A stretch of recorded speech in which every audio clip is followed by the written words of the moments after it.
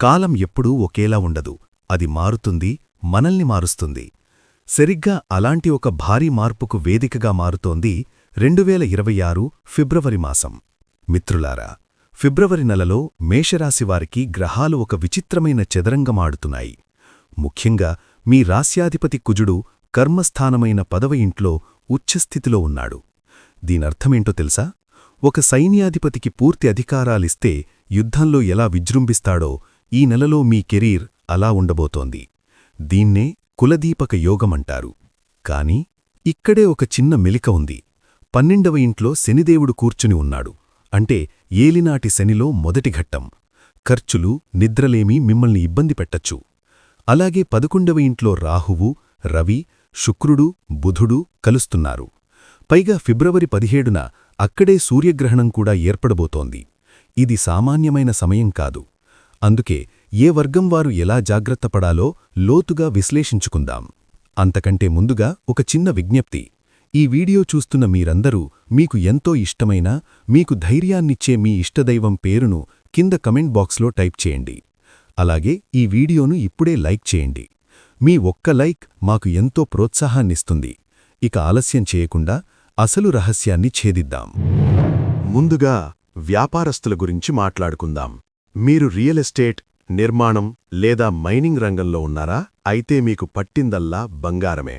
కుజులి దయవల్ల నిలిచిపోయిన ప్రాజెక్టులు పరుగులు పెడతాయి. రవి 10వ ఇంట దిగ్బలంతో ఉన్నందున ఫిబ్రవరి 13 వరకు ప్రభుత్వ టెండర్లు, లైసెన్సులు లేదా అనుమతుల కోసం చేసే ప్రయత్నాలు ఫలిస్తాయి. అధికారుల నుండి పూర్తి సహకారం లభిస్తుంది. ప్రభుత్వ టెండర్లు, కాంట్రాక్టులు మీకు దక్కే అవకాశముంది. 11వ ఇంట రాహువు, బుధుడు ఉండటం వల్ల ఐటీ, సాఫ్ట్వేర్, ఈ-కామర్స్ వ్యాపారస్తులకు అంతర్జాతీయ క్లయింట్ల నుండి ఆర్డర్లు పెరుగుతాయి. కానీ ఒక్క జాగ్రత్త. ఫిబ్రవరి 17న సూర్యగ్రహణం లాభస్థానంలో జరుగుతోంది. కాబట్టి మీ బిజినెస్ పార్ట్నర్స్తో గొడవలు రావచ్చు. కొత్తగా అగ్రిమెంట్స్ చేసుకోవద్దు. గుడ్డిగా ఎవర్నీ నమ్మి సంతకాలు పెట్టకండి. ఇక ఉద్యోగస్తుల విషయానికొస్తే ఇది మీ కెరీర్లోనే ఒక టర్నింగ్ పాయింట్. ప్రమోషన్ కోసం ఎదురుచూస్తున్నారా? ఫిబ్రవరి 23 లోపు ఆ శుభవార్త వినే అవకాశం ఉంది. మీలోని లీడర్షిప్ స్కిల్స్ అందరికీ నచ్చుతాయి. సవాలెక్కడంటే ఆఫీస్లో మీ ఎదుగుదల చూసి ఓర్వలేనివారు మీ వెనుక గోతులు తవ్వే ప్రయత్నం చేస్తారు. 12వ ఇంట్లో శని ఉన్నాడు కాబట్టి మీ పనితో సమాధానం చెప్పండి, తప్ప మాటలతో కాదు. స్టూడెంట్స్, మీ పరిస్థితి కొంచెం మిశ్రమంగా ఉంది. టెక్నాలజీ, కంప్యూటర్స్ చదివేవారికి ఇది అద్భుతమైన సమయం. కానీ 5వ ఇంట్లో ఉన్న కేతువు వల్ల చదువుపై ఏకాగ్రత కుదరదు. పుస్తకం తీస్తే మనసు ఎక్కడో విహరిస్తుంది. నా సలహా, మీ స్టడీ టేబుల్ మీద గణపతి విగ్రహాన్ని పెట్టుకోండి. చదివేటప్పుడు గ్రీన్ పెన్ వాడడానికి ప్రయత్నించండి. ఇది బుధగ్రహ అనుగ్రహాన్ని పెంచుతుంది. ఇంటిని నడిపే గృహిణులకు బాధ్యతలు పెరుగుతాయి. ఒక పక్క చేతికి డబ్బందుతుంది, మరోపక్క ఖర్చులు నీళ్లలాగా అయిపోతాయి. భర్త లేదా పిల్లల ఆరోగ్యం గురించి చిన్నపాటి ఆందోళన ఉంటుంది. కాని భయపడకండి. నెలాఖరులో బంధువుల రాకతో ఇల్లు సందడిగా మారుతుంది. కిట్టి పార్టీలు, ఫంక్షన్లు లేదా స్నేహితులతో గడపడానికి అవకాశం లభిస్తుంది. ఇది మీకు మానసిక ఉల్లాసాన్నిస్తుంది. పెళ్లి ప్రయత్నాలు చేసేవారు ఫిబ్రవరి 13 లోపు సంబంధాలు ఖరారు చేసుకోవడం చాలా మంచిది. గురువుగారి చూపు మీ వివాహస్థానంపై ఉంది కాబట్టి శుభకార్యాలు జరుగుతాయి. కాని ప్రేమలో ఉన్నవారు మాత్రం చాలా జాగ్రత్తగా ఉండాలి. మీ ప్రేమస్థానంలో కేతు ఉన్నాడు. చిన్న మాట కూడా పెద్ద గొడవగా మారి నాకు ఈ బంధం వద్దు అనిపించేలా చేస్తుంది. ఈ నెలలో మీ పార్ట్నర్కి కాస్త స్పేస్ ఇవ్వండి. అనుమానాలు పెంచుకోకండి. ఆరోగ్యం విషయంలో మాత్రం అస్సలు అశ్రద్ధ వద్దు. ఏలినాటి శని ప్రభావం వల్ల కాళ్ళు, మడమల నొప్పులు వచ్చే అవకాశం ఉంది. అలాగే రాత్రిళ్లు నిద్రపట్టకపోవడం, అనవసరమైన ఆందోళన, యాంగ్జైటీ మిమ్మల్ని వేధించవచ్చు.